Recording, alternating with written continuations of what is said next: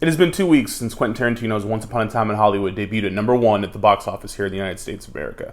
And in that 2 weeks since, this film has not stopped generating discourse for a single day.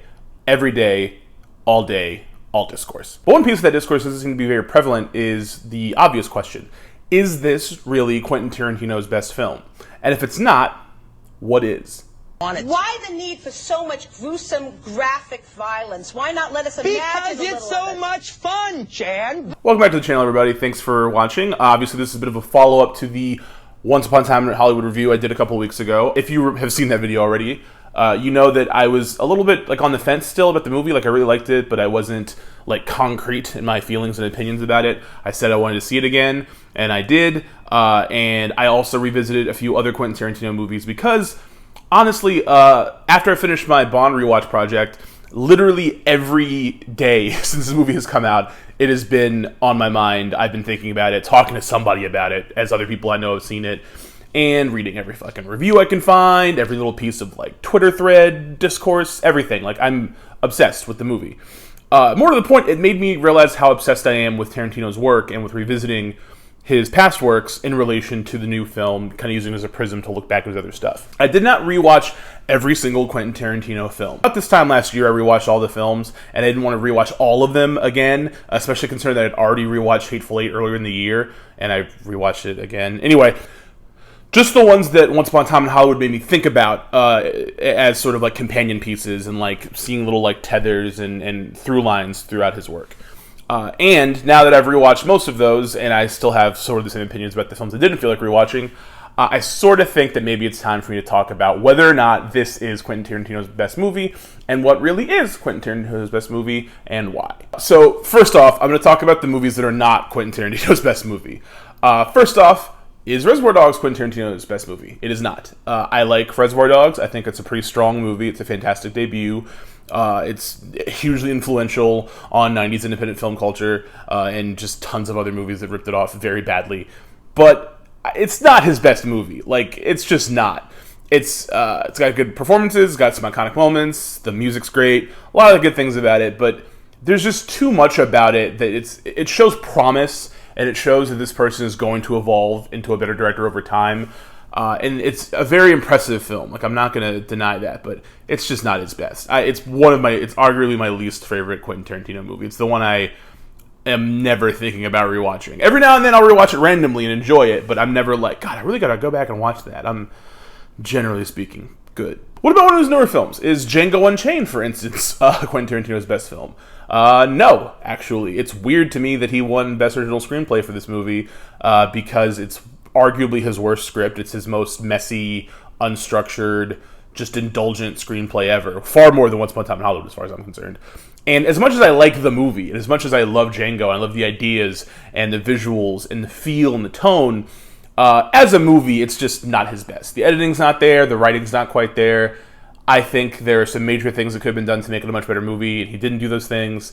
Django is one of my favorites. I like it a lot, but it's not his best. Ditto The Hateful Eight.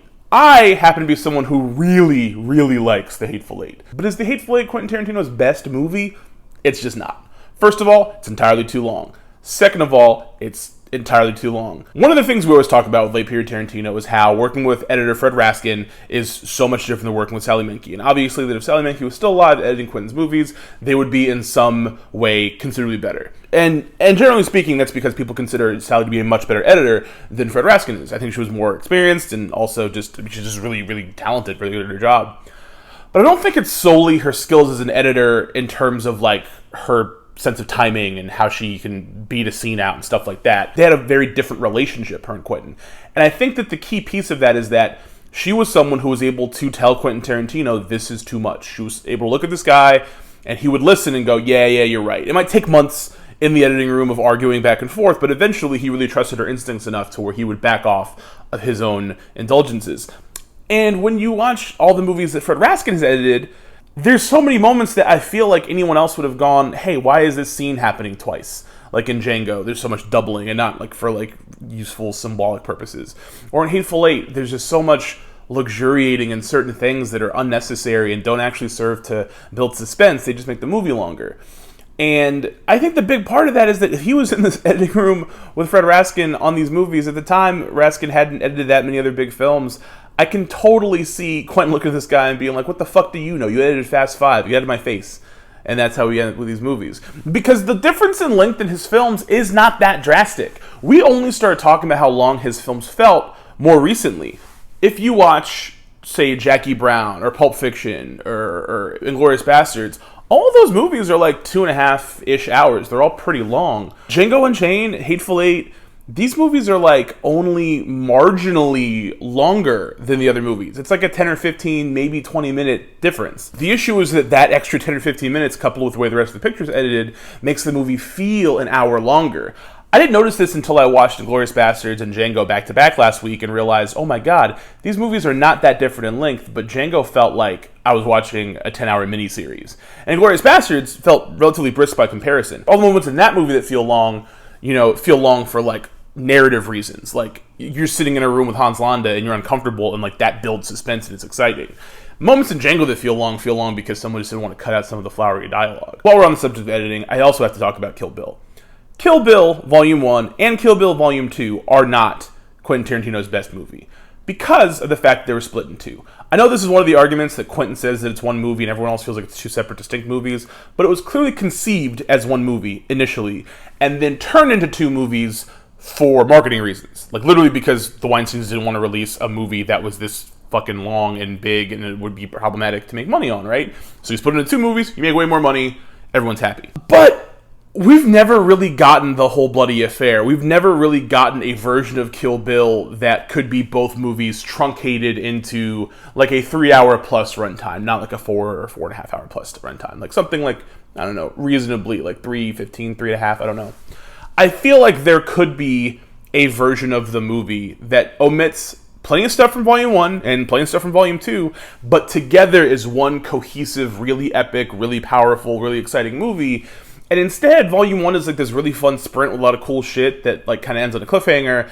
And then Volume 2 is like more methodical and strange and weird and has some very, very powerful moments. Much higher heights, I think, than Volume 1. But its lows are just like, ah. Whereas if this was one big movie, it would just be really tight. It would be really awesome. There'd be so many great things in it. It would be delightful. And we don't have that. I mean, maybe eventually he'll recut it and put it on Netflix or something, but like we've never gotten like that pure version of the movie. As such, it's one of my favorite things in his filmography, both films, but it's just not the best. Something people like to talk about with Once Upon a Time in Hollywood is that it's Quentin Tarantino's most personal film. And I don't think that's correct either, actually. Because as much as it is different than other movies, as much as it has stranger rhythms, more curious use of flashback and memory, callbacks and things, just a more naked and sort of mature eye, it is not his most personal film. I think his most personal film is Death Proof. Now, I know a lot of people don't think Death Proof is a very good movie, and most people get really mad when I put it in my top 5 of Quentin's movies, but Death Proof is like one of my favorite movies ever, and having rewatched it recently, I stand by this fact. Death Proof is Quentin's most personal movie, and is the movie that is like most important if you want to like understand him as a filmmaker better. There are a lot of things working against Death Proof, obviously. The fact that people hate that all the women in it talk like Quentin Tarantino characters, and the fact that people assume that that means that they're not really well-drawn characters, which I think is bullshit. The fact that it was like a part of Grindhouse and then released in a longer cut, and that so much of it is just women sitting around talking. But it's a hugely entertaining hangout picture that doubles as sort of a slasher homage, and it did this hangout picture thing way before he did in Once Upon a Time in Hollywood, and there's way more of it than there is Once Upon a Time in Hollywood. Like, Once Upon a Time in Hollywood has so many excursions and so many different side things happening, and so much of that it is like about period appropriateness and stuff, whereas Death Proof is just 2 1-hour chunks of a group of female friends hanging out and talking and living and like experiencing things, and then Kurt Russell tries to kill them all. Obviously, certain parts of Death Proof are more interesting now that we know what went down with Quentin Tarantino and Uma Thurman on the set of Kill Bill, the guilt he must have been carrying around for nearly getting her killed just to make a damn movie. It's obvious that he in some way was working through some of these feelings and issues in this film. Like, the character of Stuntman Mike seems to have so much of like the toxicity of what people consider when they think about Quentin Tarantino shoved into this weird like tulpa of like exploitation throwback style mixed with all the weird anxieties of like straight white male and like all the fears and weird and internalized misogyny and stuff. Like, it's all these weird things just shoved into like a killer, basically, like a murderer, and presented through this facade of Kurt Russell's like idealized movie star cool.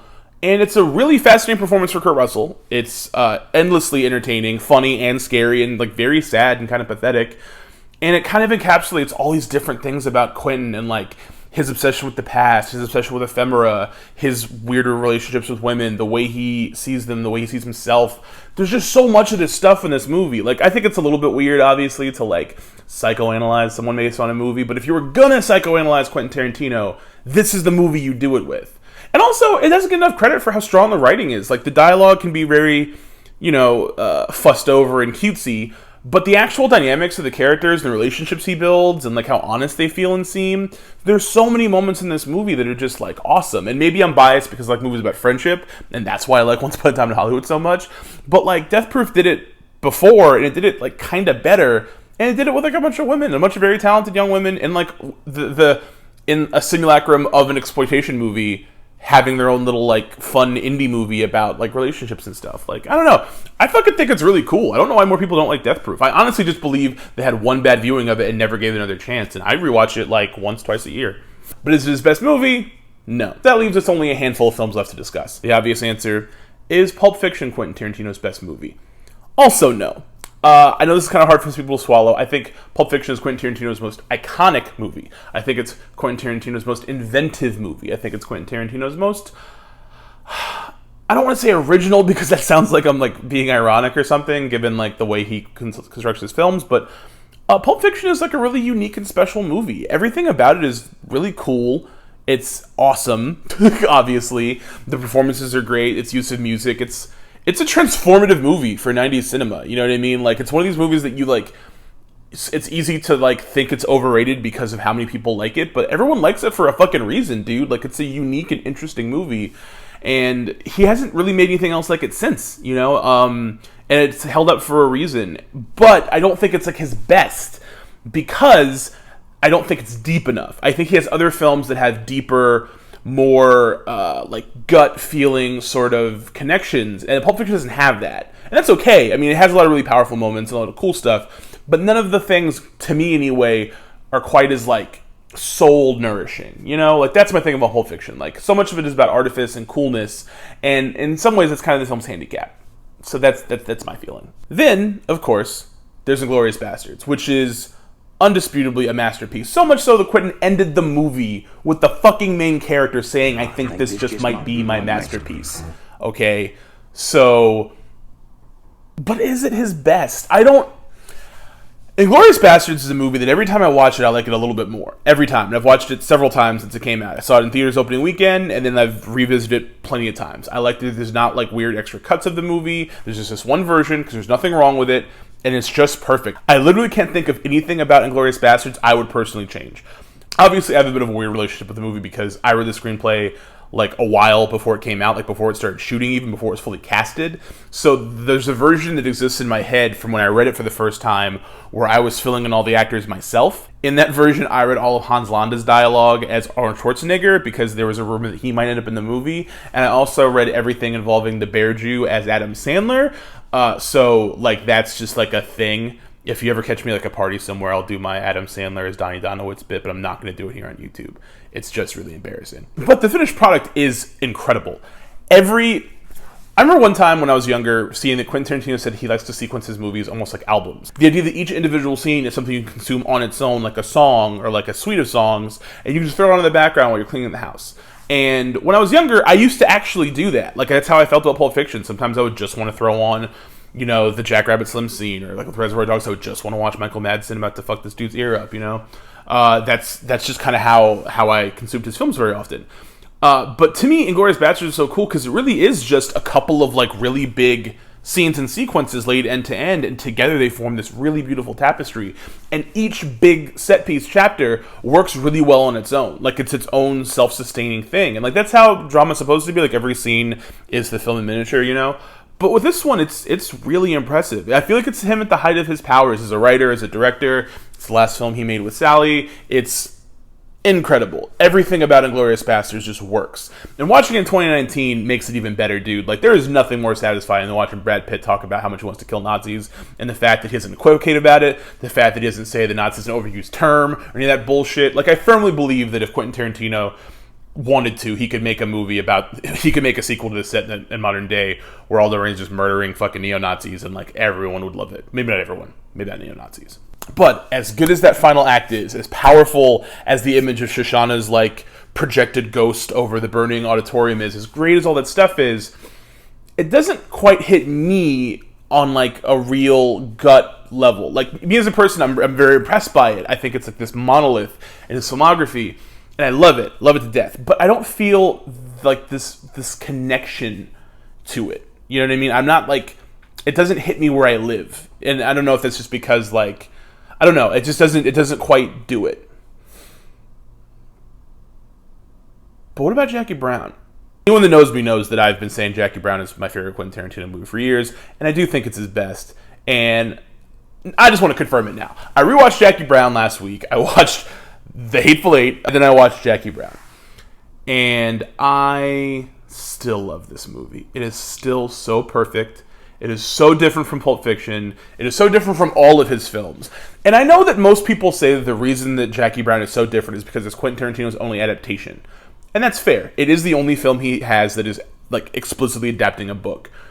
But he's really fucking good at adapting this book. Like, there's so many elements and things about the movie that are not just in Elmore Leonard's prose. This is a movie that actually builds upon its source material and makes its own kind of unique thing that functions really well without doing disservice to the book, without changing like a tons of stuff, and makes it this really unique and special cinematic experience. The cast is flawless. The music is flawless. The cinematography is flawless. The editing, everything. This is like a movie that, like, if I showed, this is one of the only movies in my life that if I show this to someone and they don't like it, I don't fucking deal with them. I don't talk to them about movies. I don't ask their opinion about movies anymore. I'm just like, hey, this wasn't for you. That's cool. I doubt I'm going to give a shit about anything else you have to say ever. That's just like really how I feel in life. This movie to me is like, if you're someone that like doesn't like Quentin Tarantino, I think you can like Jackie Brown. So many of the things about his movies that annoy people like are not really present. Like, I know some people hate the use of, like, racial slurs in his movies, but, like, that actually doesn't happen in here. Like, I'm sorry, but Sam Jackson saying nigga in a movie is not, like, a bad thing. I know that it bothers people that, like, Quentin wrote it and Elmore Leonard didn't, but, like, that's how that character would talk. I don't fucking care. It never once to me in this movie feels, like, egregious. It's not like the dead nigger storage scene in Pulp Fiction, which still disgusts me. It's not like some of the racial stuff in Reservoir Dogs where you're like, some of this is for color, some of this is weird. Like, you could cut it and it would still make sense.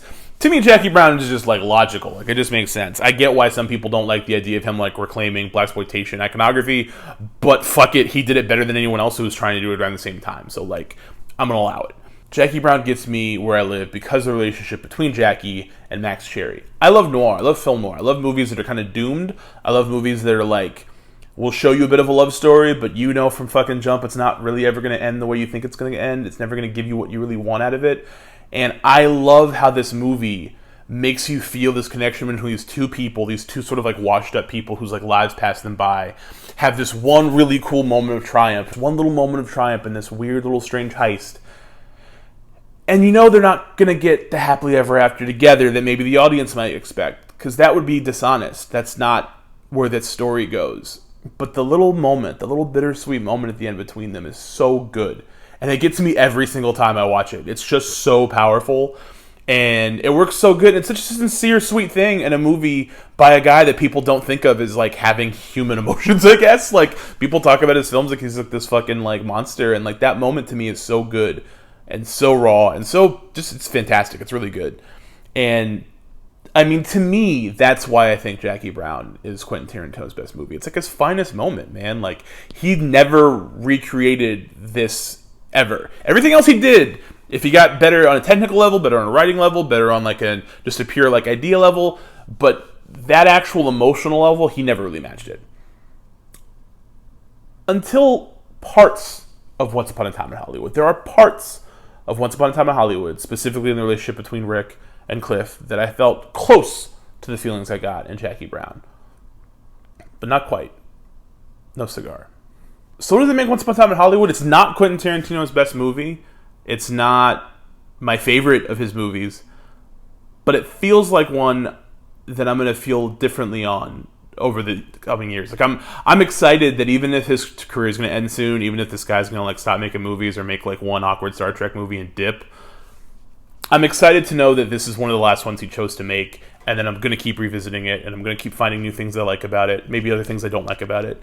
And I think it's probably going to age pretty well, but I like how much it has made me think about it. I have not watched that many movies in the last like 6-8 months that really stuck with me. Like there's movies I'd watch, I'd review them, I'd write about them, I'd talk to my friends about them, and after a few days I just stopped thinking about them. I'm like, I just haven't stopped thinking about this at all. And it's a good feeling. It doesn't mean the movie's perfect. There's still stuff wrong with it. It's not perfect. But it's good to watch something that was made in such a way that it actually makes you feel again. It makes you feel like you want to see more stuff like this. And that doesn't mean that no one else is making movies like this other than Quentin Tarantino. I guarantee there's someone else who's made a movie that I just haven't heard of or personally haven't seen that can give me a similar feeling. But it reminds me that I want to seek movies like that out more. I don't want to just watch like whatever the new summer blockbuster is and then like make jokes about it on here for like views, you know. Like I actually do really want to seek out movies that are going to make me think about them for weeks on end and want to rewatch them and want to rewatch the filmmakers' other films and stuff. Like I want that back. I want that feeling back. So that's it. I don't know. I just wanted to talk about the fact that I've been on this Tarantino kick for weeks after the movie's already fucking been out, and kind of unpack some of my feelings and thoughts and stuff. And I hope you guys liked it. And thanks for watching. Will be another video next week. If you guys like this video, please give it a thumbs up. If you didn't like it, give it a thumbs down. That's cool. We're okay with that. You can subscribe if you haven't subscribed. If you have subscribed, hit the bell icon so you get notifications when new videos come out. And, you know, if you want to leave a comment or argue with me about what your favorite Quentin Tarantino movie is, you can do that too. That's totally cool. Yeah. Have a great week, guys. Bye.